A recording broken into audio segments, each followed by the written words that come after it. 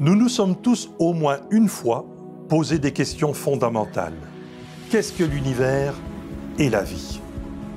Nous nous demandons aussi si nous avons le pouvoir d'influencer le déroulement de notre vie afin d'améliorer le futur.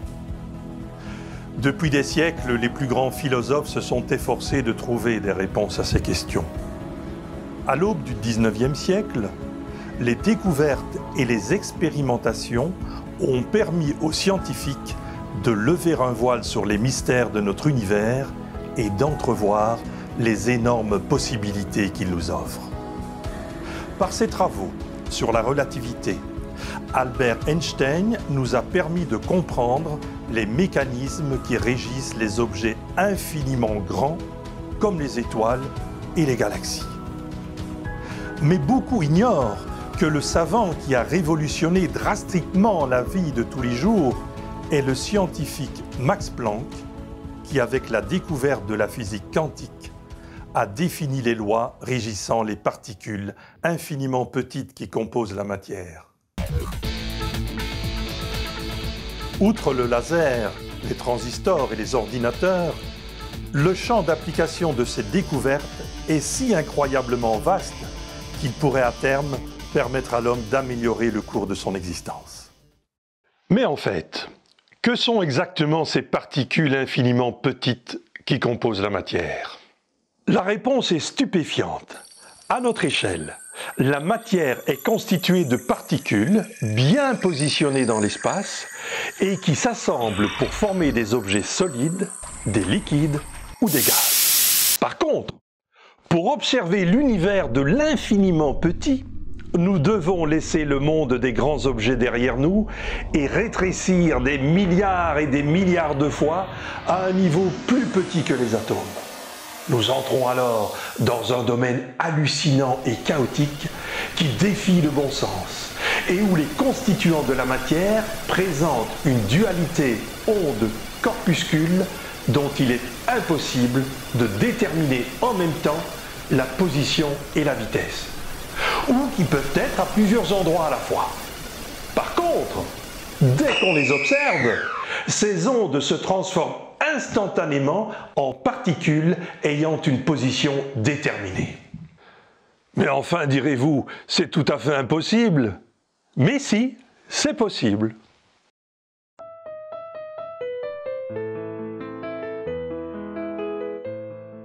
Le point de départ de cette constatation est l'expérience réalisée en 1801 par Thomas Young.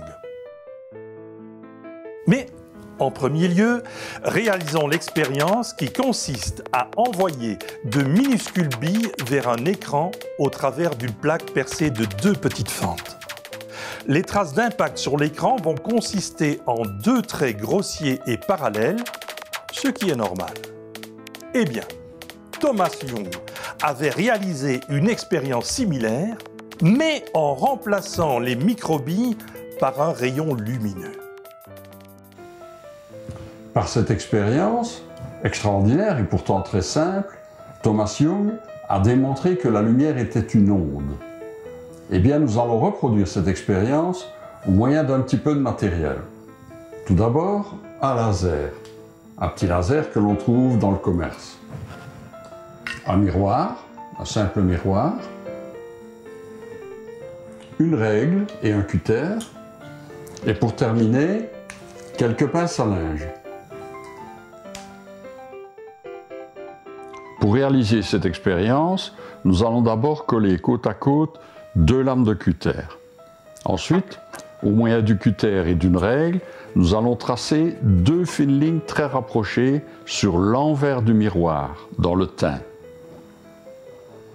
Ensuite, il nous restera à diriger le rayon du laser vers les deux petites fentes et à observer le résultat sur l'écran qui se trouve derrière le miroir.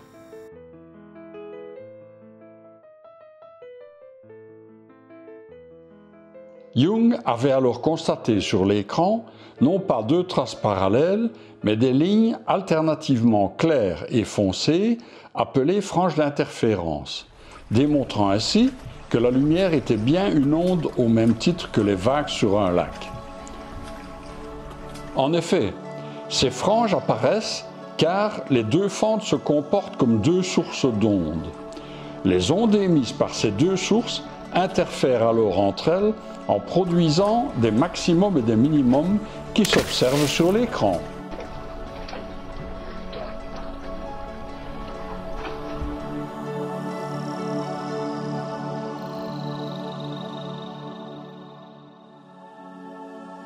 En 1926, suite aux travaux de Max Planck, on découvrait que la lumière était aussi composée de photons, paquets microscopiques d'ondes renfermant la plus petite quantité possible de lumière, d'où le nom de particules quantiques.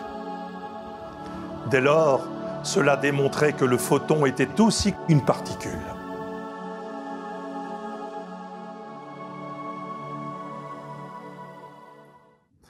Par la suite, plusieurs scientifiques ont eu l'idée de réaliser la même expérience que Thomas Young, mais en projetant un à un des photons de lumière sur un écran, via deux fentes très fines et très rapprochées. Ils ont alors constaté avec stupéfaction que les fameuses franges d'interférence apparaissaient sur l'écran. Cela voulait donc dire que chaque photon passait en même temps par les deux fentes, confirmant ainsi que même une à une, les particules subatomiques étaient bien des ondes. Mais ce qui est encore plus extraordinaire, c'est que lorsqu'ils observaient ce phénomène au moyen d'un appareil approprié, afin d'étudier par quelle fente les photons passaient, les traces d'impact sur l'écran n'étaient plus des franges d'interférence, mais deux lignes parallèles, comme dans le cas des microbilles. Il était donc évident que ces objets quantiques se transformaient d'ondes en particules, comme s'ils étaient conscients de l'observation dont ils faisaient l'objet.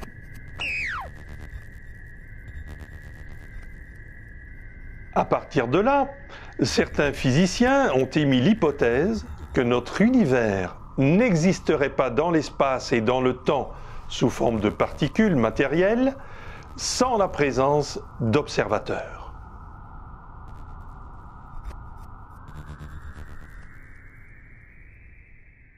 Mais enfin, direz-vous, avant l'existence de l'homme, observant l'univers autour de lui, cet univers existait déjà, et cela depuis 14 milliards d'années? C'est exact. Mais attendez la suite.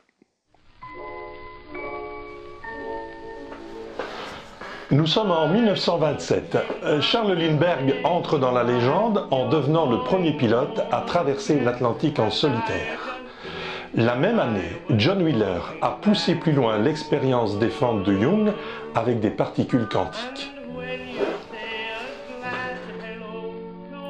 Il a imaginé un système qui permettait d'observer ces particules, toujours sous forme d'ondes, juste avant qu'elles n'atteignent l'écran. Et quelle n'a pas été sa stupéfaction de constater que quand on les observait, ces ondes se transformaient en particules dès leur passage à travers les fentes, c'est-à-dire dans le passé, avant l'observation. En d'autres termes, l'observation influençait le passé de ces objets quantiques.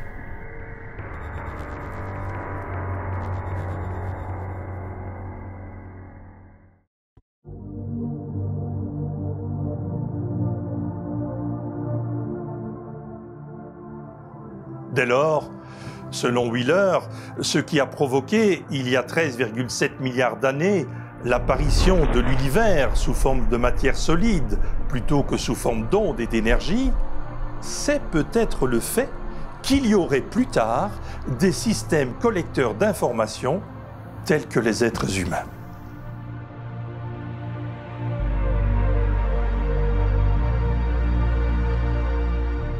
Mais alors, si la conscience des êtres vivants qui observent leur environnement peut transformer les objets quantiques en matière, ne pourrait-on pas supposer que notre conscience, nos désirs et nos intentions influencent l'univers matériel autour de nous? Eh bien, un scientifique français, René Péoche, en a fait le sujet de sa thèse de doctorat.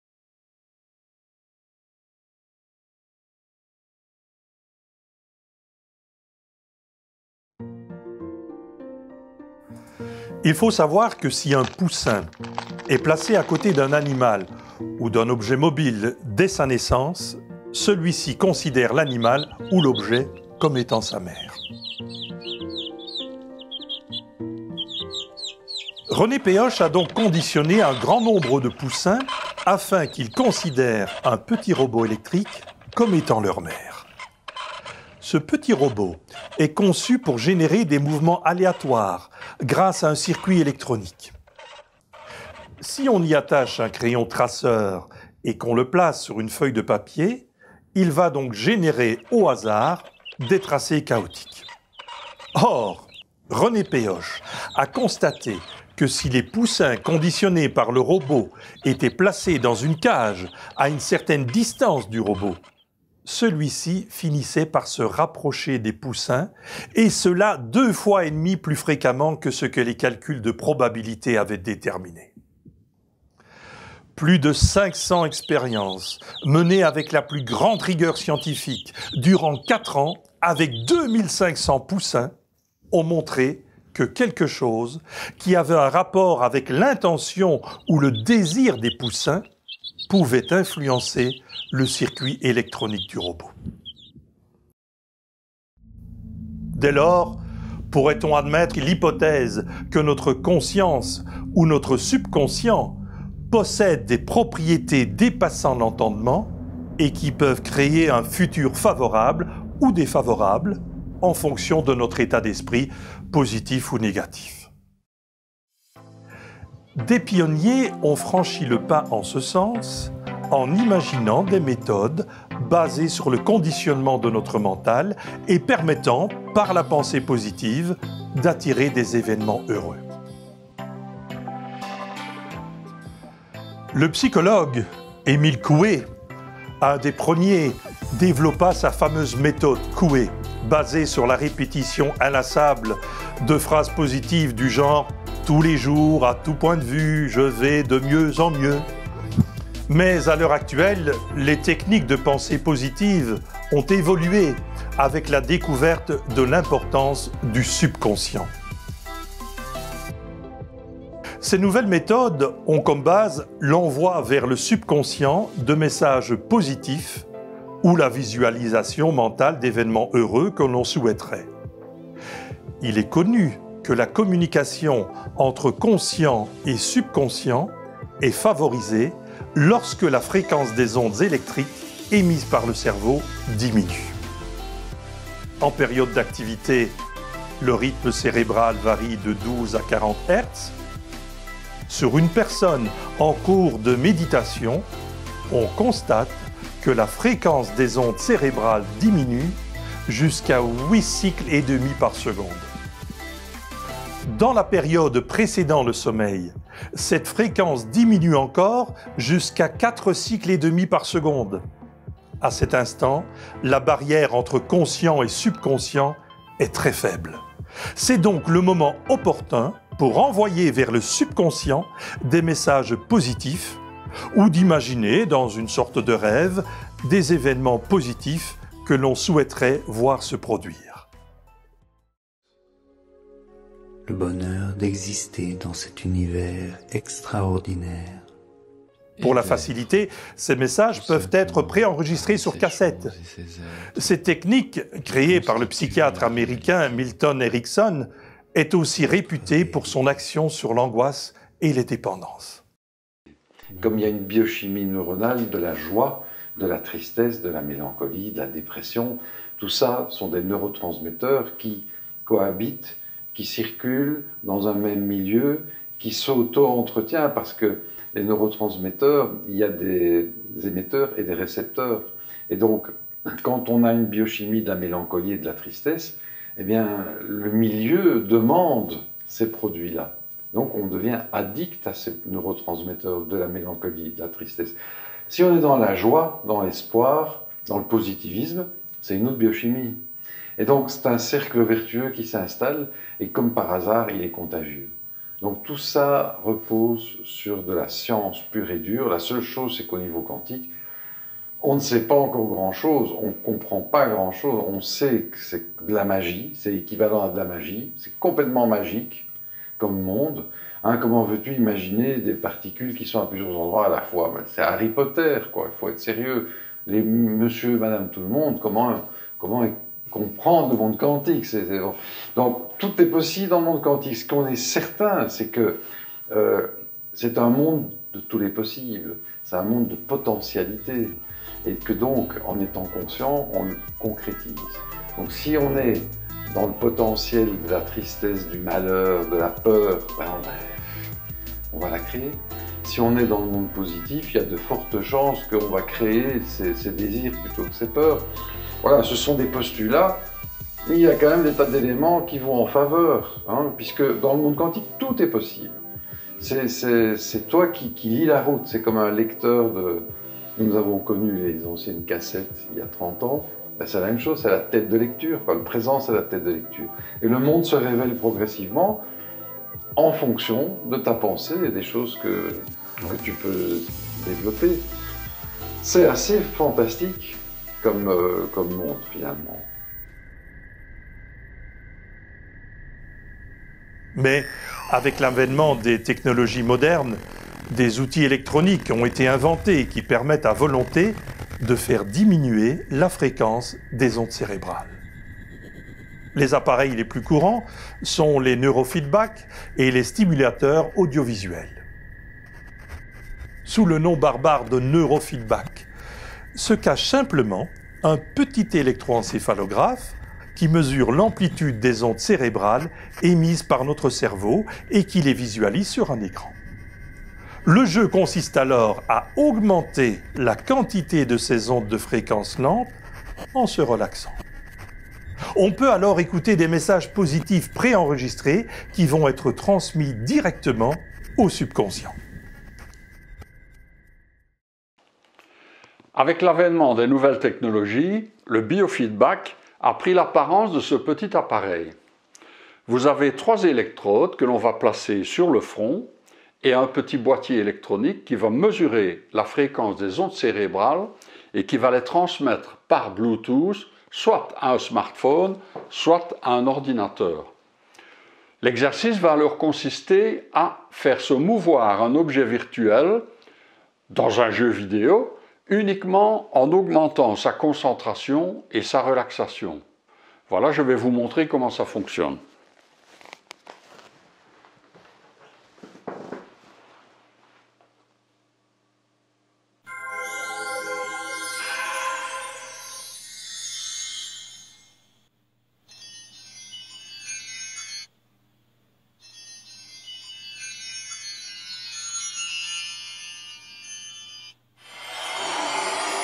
En moins d'un quart d'heure, on atteint alors un état serein de conscience modifiée équivalent à 1 heure de méditation.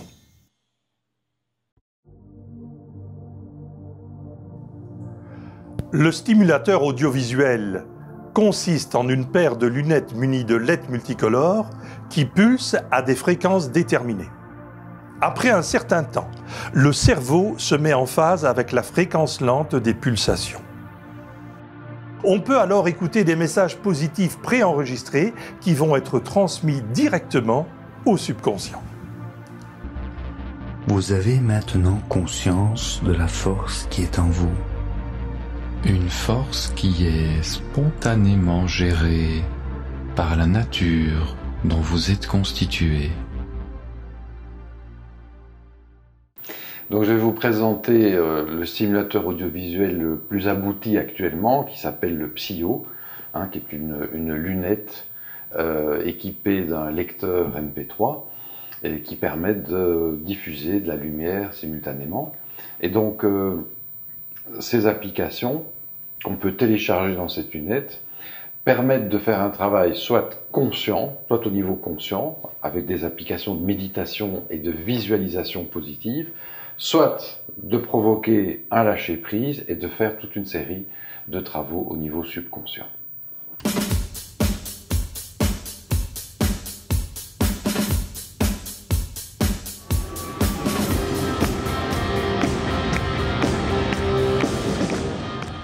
Bien sûr, ces appareils ne sont pas des moyens miraculeux qui vont nous permettre de devenir riches et célèbres sans effort.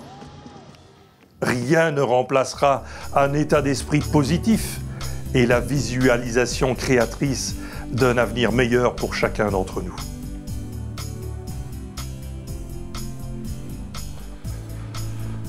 Comme on le voit, le réel autour de nous et le déroulement de notre vie sont guidés par des phénomènes dont on commence seulement à entrevoir les lois mystérieuses. Malheureusement, ces phénomènes sont ignorés de la grande masse, car dans les écoles actuellement, on étudie toujours les théories élaborées au XVIIe siècle et on néglige les découvertes extraordinaires qui ont été faites dès le XIXe siècle, comme par exemple la physique quantique et la théorie de la relativité. En conséquence, un fossé énorme se creuse entre l'élite scientifique et le peuple.